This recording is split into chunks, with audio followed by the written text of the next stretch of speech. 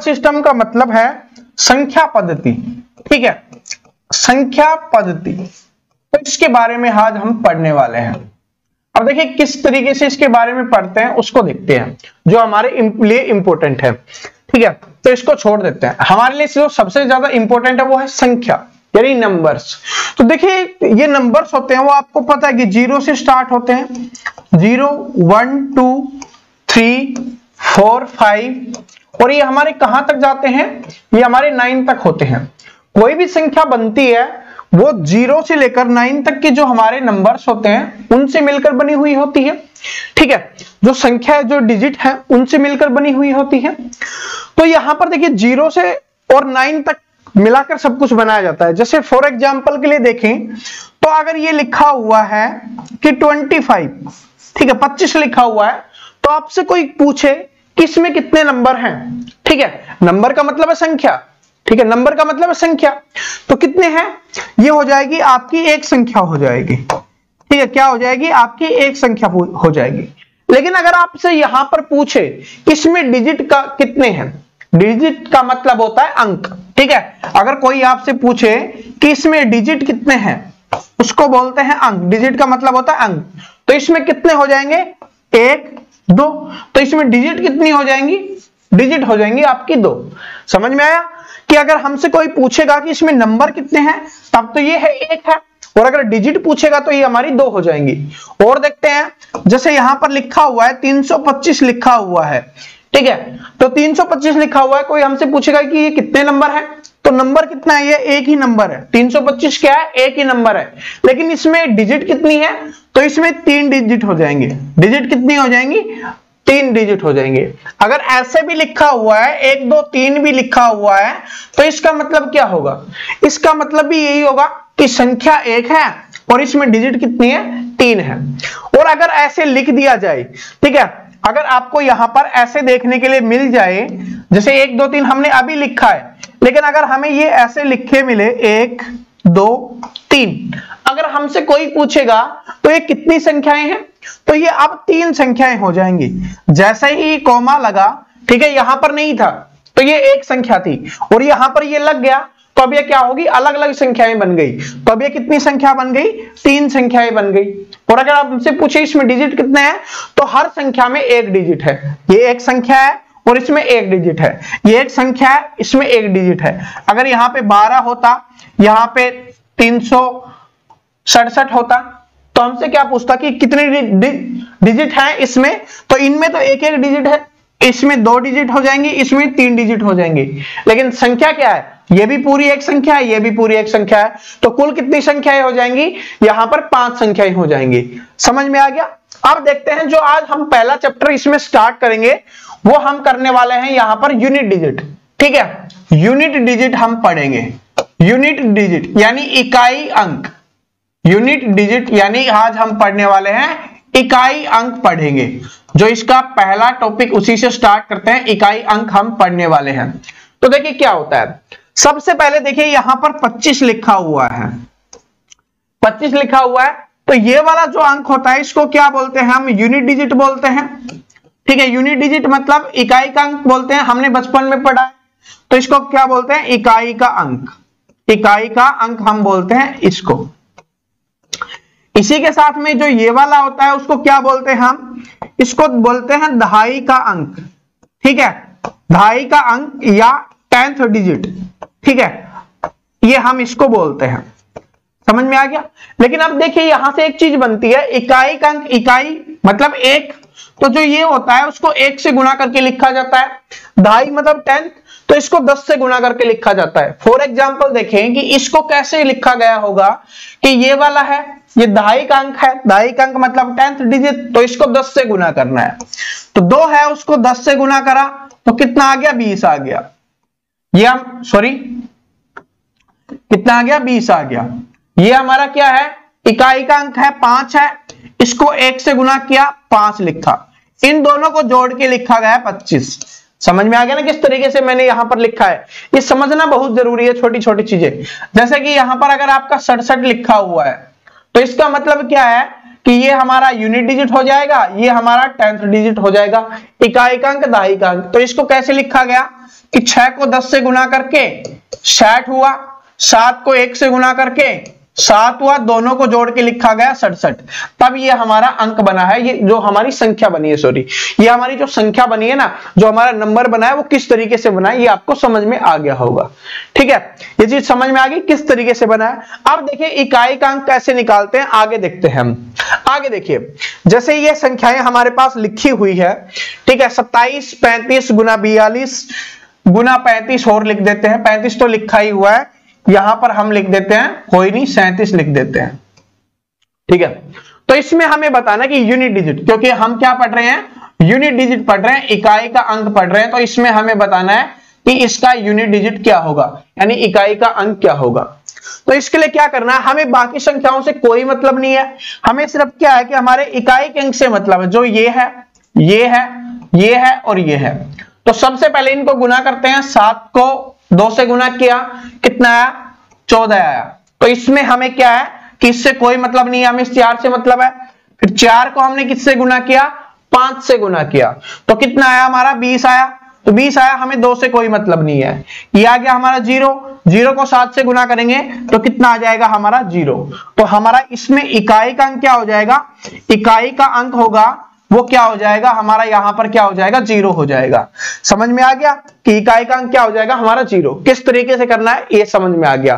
ठीक है, और देखते हैं, ठीक है, और देखते हैं यहीं पे कि जैसे यहां पर लिखा हुआ है 35 गुना 37 गुना 43, इसमें इकाई का अंक क्या होगा।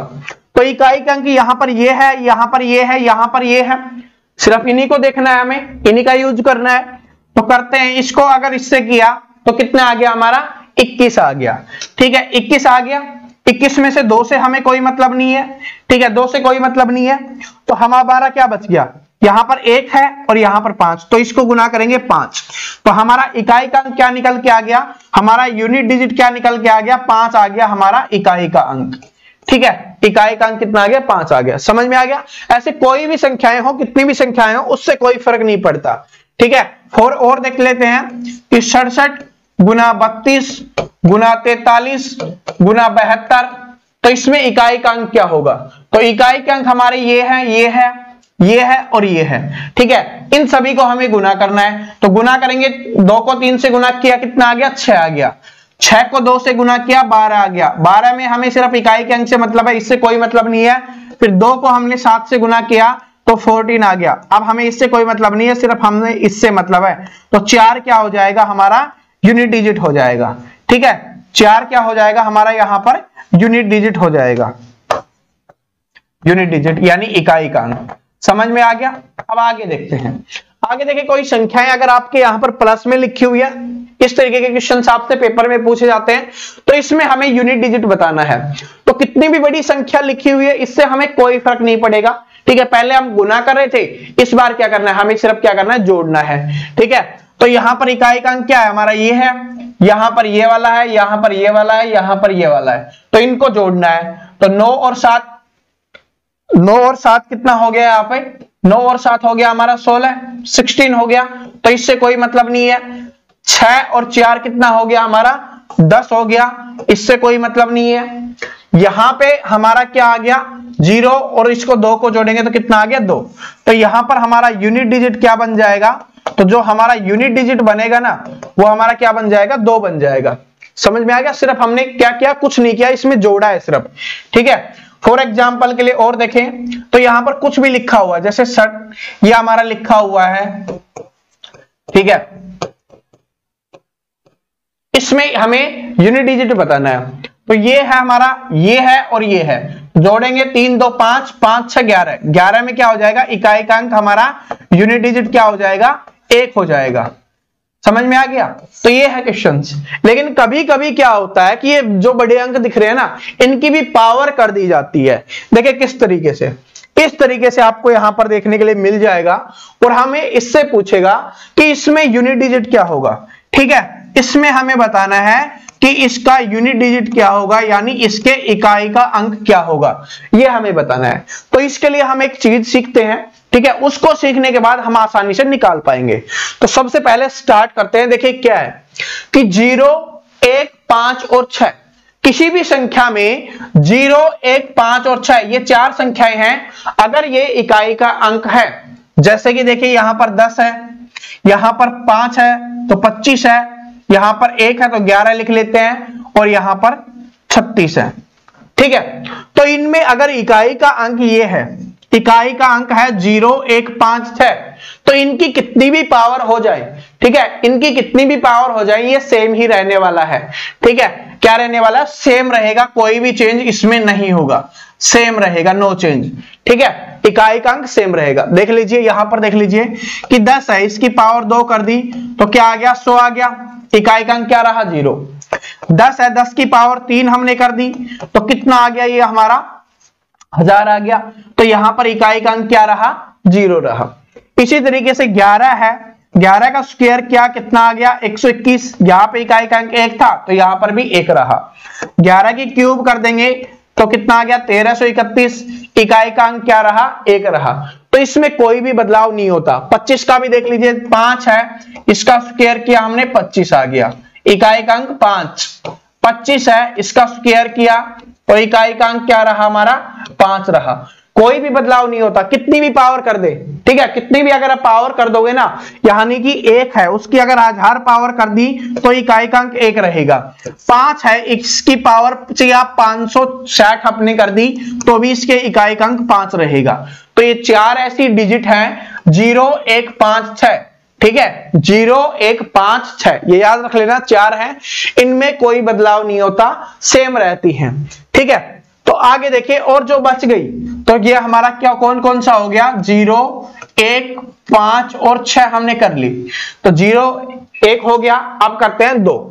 अगर 2 है इकाई का अंक तब क्या होगा? तो इसके लिए ट्रिक बनेगी, देखिए कैसे। अगर 2 की पावर 1 रहती है तो क्या आ गया? 2। 2 की पावर 2 आती है तो कितना आ गया? 4 आ गया आपका। 2 की पावर 3 आती है तो कितना आ जाएगा? ये आ जाएगा 8। और 2 की पावर 4 हो जाएगी तो ये हो गया 16। 2 की पावर 5 आते ही ये हो गया 32। ये हमने क्यों लिखा अभी आपको समझ में आ जाएगा। देखिए यहां पर, और यहां पर 2 की पावर 6 भी लिख लेते हैं तो कितना हो जाएगा? ये हमारा 64 हो जाएगा। 1 पे 2 रहा, 2 पे 4, 8, 16। ठीक है, इसमें इकाई का अंक ये हमारा रहा 6। इसके बाद जैसे ही पावर 5 हुई फिर से ये वाला ही आ गया। ठीक है, फिर अगर हमने पावर 1 और बढ़ाई तो ये वाला आ गया। तो इसका मतलब क्या है कि 4 के बाद है ना, वो पावर रिपीट हो जाती है। ठीक है, 4 के पावर रिपीट हो जाती है, 4 के बाद पावर रिपीट हो जाती है। जैसे देखिए यहां पर लिखा हुआ है, अगर 2 की पावर 56 लिखा हुआ है तो हमें पता है कि 4 के बाद इसकी पावर रिपीट होगी, तो हम इसको क्या कर लेंगे? पावर को 4 से भाग कर लेंगे। तो 4 से भाग करेंगे तो 2 की पावर कितनी आ जाएगी? ये 4 एकम 4। ठीक है, 4 एकम 4 जो हमें पावर बची है ना, हमें उसी लिखना है। तो 4 एकम 4 हो गया, कितना बच गया? 16। 4 चौके 16, पूरा पूरा भाग जा रहा है। ठीक है, पहले ऐसा लिखते हैं जिसमें पूरा भाग ना जाए। ठीक है, यहां पर हम 55 लिख देते हैं।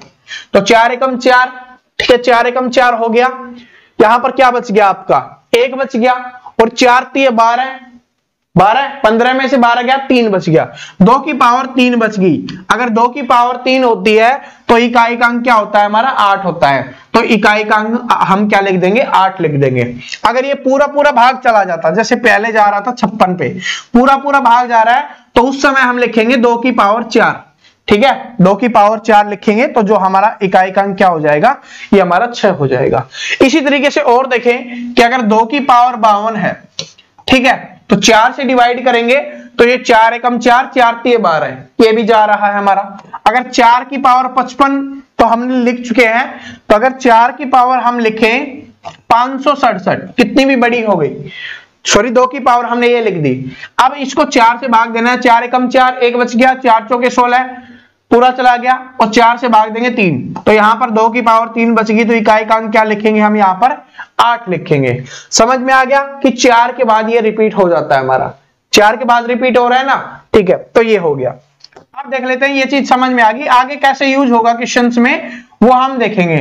ठीक है, तो पहले मैं इसको थोड़ा रब कर देता हूं, फिर आगे चलते हैं। इसके बाद देखेंगे 2 के बाद है 3। ठीक है, हमारा 3 का है, तो 3 को देखिए क्या है कि 3 की पावर 1 होगी तो 3 होगा, 3 की पावर 2 होगी तो 9 होगा, 3 की पावर 3 होगी तो 27 होगा, 3 की पावर 4 होगी तो 81 होगा, 3 की पावर 5 होगी तो यहां पर 243 हो गया। तो यहां पर भी क्या हो रहा है कि 4 के बाद क्या हो रहा है, रिपीट हो रहा है। ठीक है, 2 में भी रिपीट हो रहा था, 3 में भी रिपीट हो रहा है। तो सेम वैसा ही जिस तरीके से इसमें हुआ उसी तरीके से 4 से भाग देंगे, फिर जो हमारी इनमें से कोई पावर बचेगी उसका हम यहां पर यूज कर लेंगे। आगे देखिए, आगे इसके बाद आता है हमारा 4 का। 4 के में थोड़े डिफरेंट कॉन्सेप्ट आपको देखने के लिए मिलेंगे। 4 की पावर 1 है, पहले इनको समझ जाओगे ना तो क्वेश्चंस आपके लिए बहुत आसान बन जाएंगे। जब हम क्वेश्चंस करेंगे अभी तो आपके लिए बहुत इजी बन जाएंगे, देखते रहना पहले क्लास को अच्छे से। 4 की पावर 1 हुई 4 हुआ, 4 की पावर 2 हुई 16 हुआ, 4 की पावर 3 हुई 64 हुआ। ठीक है, तो यहां पर देख रहे हो, और 4 की पावर 4 हुई तो 64 को 4 से करेंगे, 4 चौके 16, 256 हो गया। ठीक है, ये हो गया। यहां पर देख रहे हो कि अगर 4 की पावर 1 थी तो 4 आया इकाई अंक, 4 की पावर 2 थी तो 6 आया, 4 की पावर 3 थी तो 4 आया, 4 की पावर 4 थी तो 6 आया।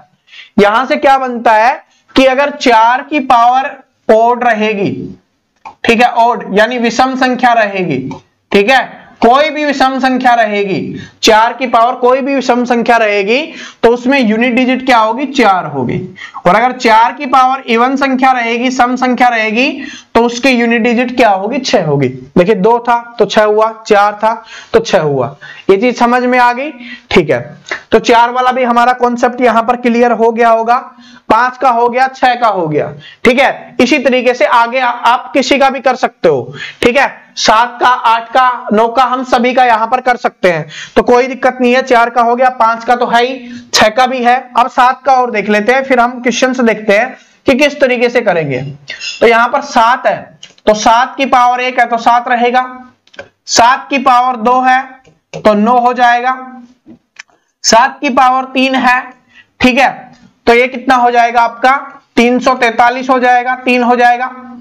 और यहां पर 7 की पावर 4 होगी तो यहां पर आपको क्या करना है, ठीक है, 7 को 1 यहां पर आएगा आपका 1, ज्यादा आपको लिखने की आवश्यकता नहीं, हम छोटा ही लिख लेते हैं क्योंकि हमें यूनिट डिजिट से ही मतलब है, गुना करके आप लिख सकते हो, कोई दिक्कत नहीं है हमें।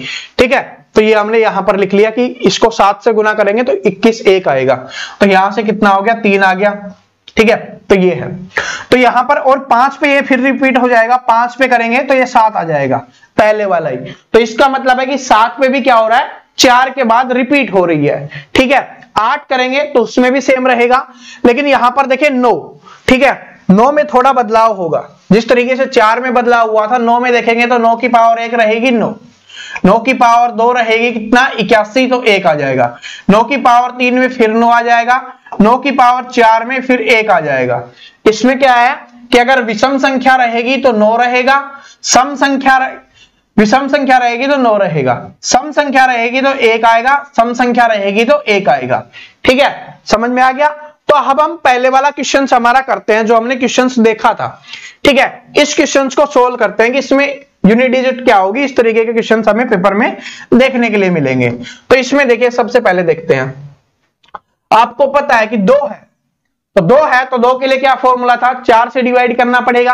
तो 4 से डिवाइड करेंगे तो 1001 है, इसको 4 से हम भाग देंगे तो जो बचेगा वही हमें लिखना है, भागफल नहीं, जो शेष बचता है उसी को हमें लिखना है। तो इसको काटेंगे, 4 से काट देते हैं, 4 दूनी 8, 4 दूनी 8, 2 बच गया, 4 पंजे 20, 1 बच गया।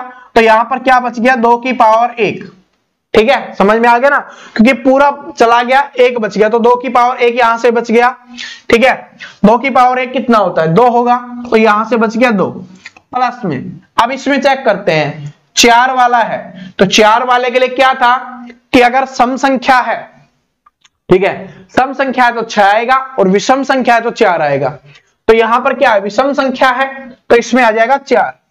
क्यों, क्योंकि आपको पता है ना कि 4 एकम 4 और 4 दूनी 16 होता है। तो अगर सम है तो 6 और विषम है तो 4, तो विषम संख्या थी तो हमने यहां पर 4 लिख दिया। प्लस में इसको सोल्व करेंगे, 6 की पावर कितनी भी हो 6 ही रहेगा। बस इसको जोड़ना है। 6 और 4 10 और 2 कितना हो गया 12 हो गया। तो 12 में इकाई का अंक क्या हो गया 2 हो गया। तो इसका आंसर हो जाएगा, इसका यूनिट डिजिट क्या हो जाएगी हमारी 2 हो जाएगी। समझ में आ गया। और देखते हैं, जैसे लिखा हुआ है कि 525 की पावर 342 जमा में 366 की पावर, ये हमने कुछ भी लिख दिया।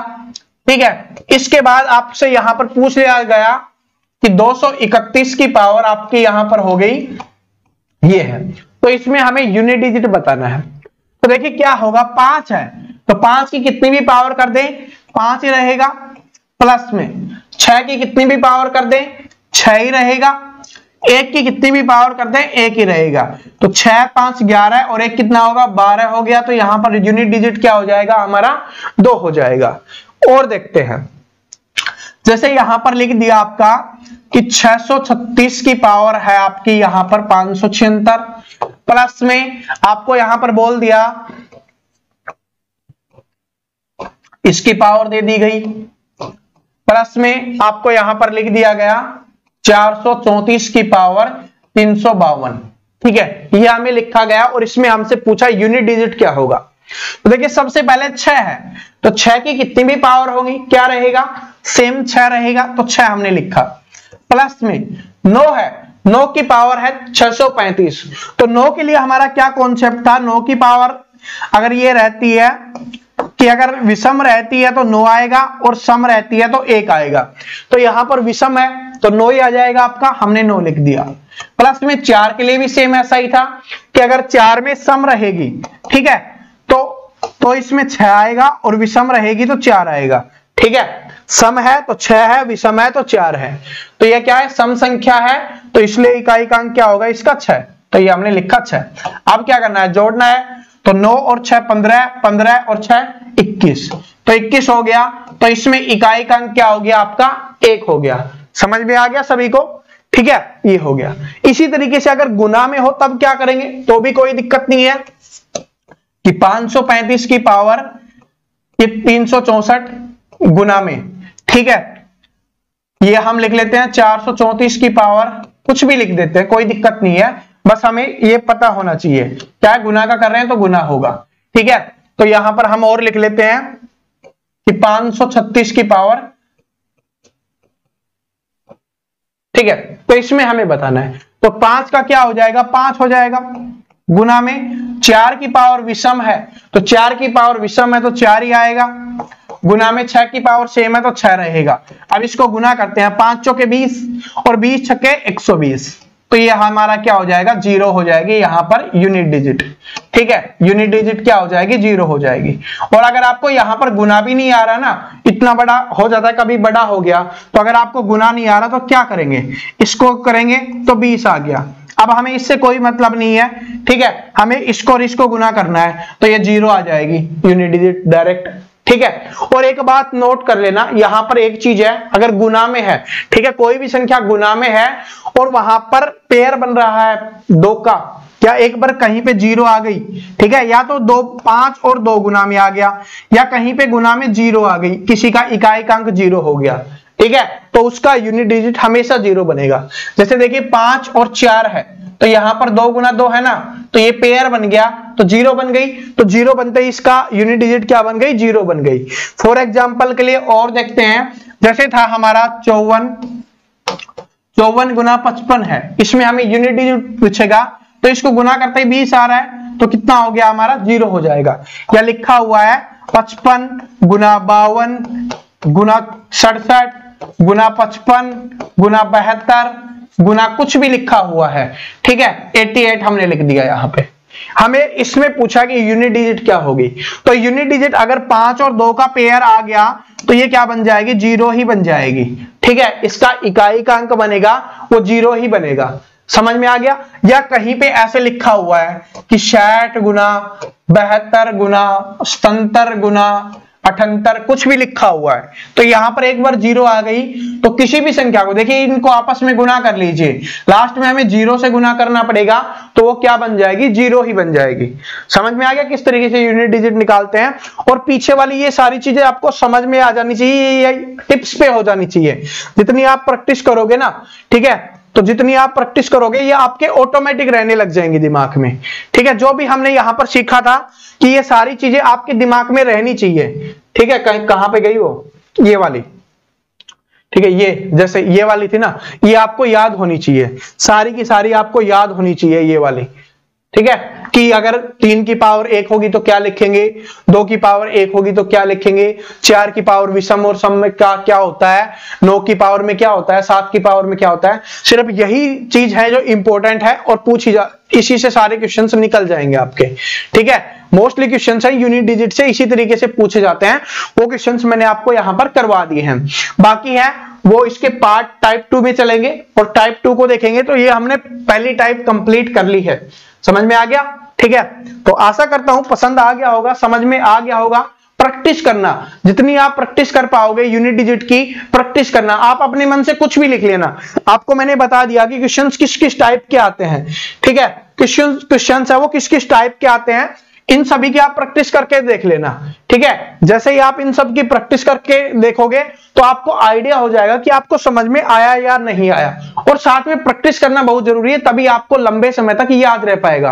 वरना मैं क्लास करवा के चला जाऊंगा, आपने पढ़ लिया, उस समय समझ में आ गया, लेकिन आप प्रैक्टिस नहीं की तो फिर पेपर के समय में आप भूल जाओगे, तो उससे कोई फायदा नहीं होने वाला। तो आपको क्या करना है, जितनी ज्यादा आप प्रैक्टिस कर पाओ आपको प्रैक्टिस करनी है। ठीक है, मिलते हैं अगली क्लास में।